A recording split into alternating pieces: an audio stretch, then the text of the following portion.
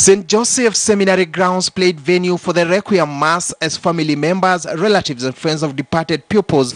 Your dreams and our dream come true in our KCPE. The accident was... And to pray God to give you strength and fortitude to bear the pain of losing your loved ones. If the road from Kibwezi... Terrence, or this will go down as just another statistic. Francis Otomwa, KTN News, Mwingi, Kitui County. This marks a new beginning for our country, a beginning in which we hope that we shall march together as Kenyans. Mandela could shake hands with de Klerk. The unity tests and rebels from within and will the current parties and coalitions survive the next 4 years? KTN's senior political affairs reporter Chris Taro takes an in-depth look.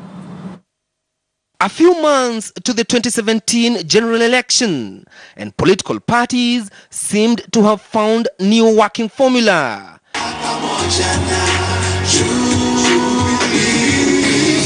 Splits and sibling rivalry at another level. Trying to dictate who can be hired or fired. In the NASA coalition, things have not been... Parties are formed for purposes of elections so that they catapult the party leadership into the government, isn't it?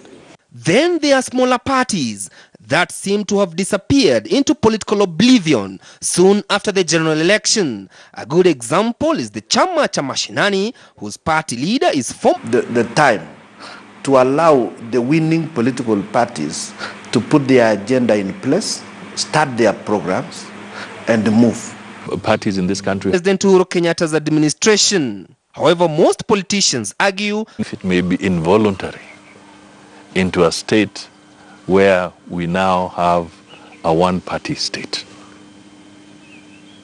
We should not allow ourselves to get there. Despite the challenges that most political parties are facing, including funding from the exchequer, as rebellion from within, many shareholders believe Kenyans should jealously protect the democratic space the country enjoys. Chris Dairu, KTN News. A major political parties basically walking on eggshells. Speaking of eggs and shells, picture this. One day you wake up with a craving to eat boiled eggs with their shells. Isaac simply has a bizarre eating habit.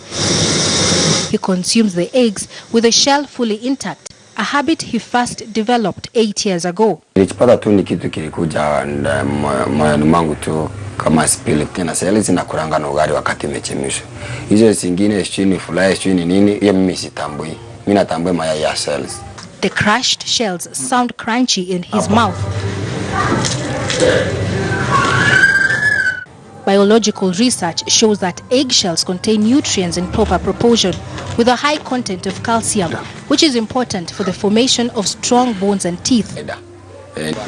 At the bus stop where he operates, his habit is to behold passers-by stare in amusement.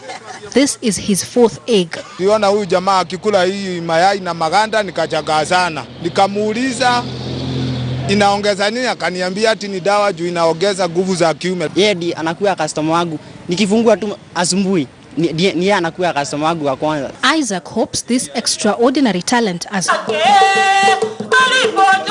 the beats of a drum and a sound.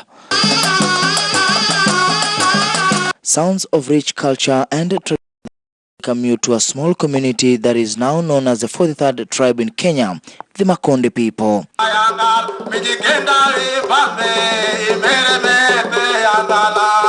To many, they may just look like any other cultural entertainers that dart public functions, but when